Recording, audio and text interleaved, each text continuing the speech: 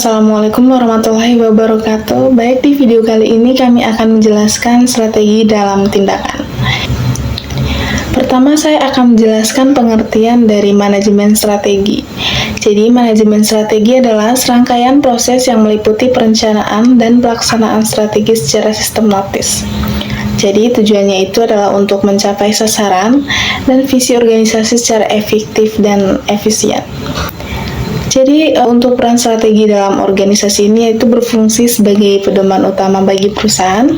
Melalui strategi, perusahaan dapat menentukan arah jangka panjang serta langkah-langkah konkret yang harus diambil agar seluruh sumber daya dapat dimanfaatkan secara optimal. Tujuan dari manajemen strategi ada 3. Yang pertama itu ada meningkatkan daya saing. Perusahaan berupaya menciptakan nilai lebih dibanding pesaing, baik melalui kualitas produk, layanan, harga, maupun inovasi, sehingga perusahaan mampu mempertahankan posisinya di pasar. Berikutnya ada mencapai tujuan jangka panjang. Jadi, manajemen strategi tidak berorientasi pada keuntungan sesaat, melainkan menyusun rencana yang berkelanjutan agar perusahaan dapat tumbuh dan berkembang dalam kurun waktu yang panjang. Berikutnya ada memperoleh keunggulan kompetitif. Tujuan akhirnya adalah menciptakan keunggulan yang sulit ditiru oleh pesaing. Keunggulan ini dapat berupa merek yang kuat, teknologi unggul, efisiensi operasional, atau hubungan baik dengan pelanggan. Berikutnya saya akan menjelaskan karakteristik dari manajemen strategi. Jadi, ada 4 jenis strategi utama yang biasanya digunakan. Oke, di slide selanjutnya yaitu tingkatan strategi. Tingkatan strategi itu terbagi menjadi 3. Yang pertama, strategi tingkat perusahaan, corporate strategi. Merupakan strategi yang dibuat oleh manajemen puncak untuk menentukan arah perusahaan secara keseluruhan. Fungsinya itu menentukan visi dan misi perusahaan, menentukan bidang usaha yang akan dijalankan, menentukan tujuan jangka panjang perusahaan. Contohnya yaitu PT Telkom Indonesia memperluas bisnisnya, tidak hanya pada layanan telepon, tetapi juga internet, data center, dan layanan digital. Dan kedua, strategi tingkat fungsional. Fungsional strategi yaitu merupakan strategi yang dibuat oleh masing-masing bagian atau departemen perusahaan, meliputi pemasaran, keuangan, sumber daya manusia, SDM, produksi. Tujuannya itu mendukung pencapaian tujuan perusahaan melalui fungsi masing-masing. Contohnya yaitu bagian pemasaran membuat promosi melalui media sosial untuk meningkatkan penjualan produk. Dan yang ketiga, strategi tingkat operasional. Operasional strategi merupakan strategi yang berhubungan dengan kegiatan sehari-hari perusahaan. Tujuannya itu memastikan seluruh aktivitas operasional berjalan efektif dan efisien. Contohnya itu pembuatan jadwal kerja karyawan, pengelolaan stok barang, dan pelayanan pelanggan. Di slide berikutnya yaitu strategi intensif. Pengertian dari strategi intensif adalah strategi yang digunakan perusahaan untuk meningkatkan penjualan dan memperkuat posisi perusahaan di pasar menggunakan produk yang sudah ada. Jenis strategi intensif itu yang pertama penetrasi pasar, yang kedua pengembangan pasar, yang ketiga pengembangan produk. Di slide ketiga yaitu penetrasi pasar atau market penetration. Pengertiannya yaitu penetrasi pasar adalah usaha perusahaan untuk meningkatkan penjualan produk yang sudah ada di pasar yang sama. Yang artinya yaitu perusahaan tidak membuat produk baru tetapi berusaha menjual lebih banyak produk kepada pelanggan yang sudah ada.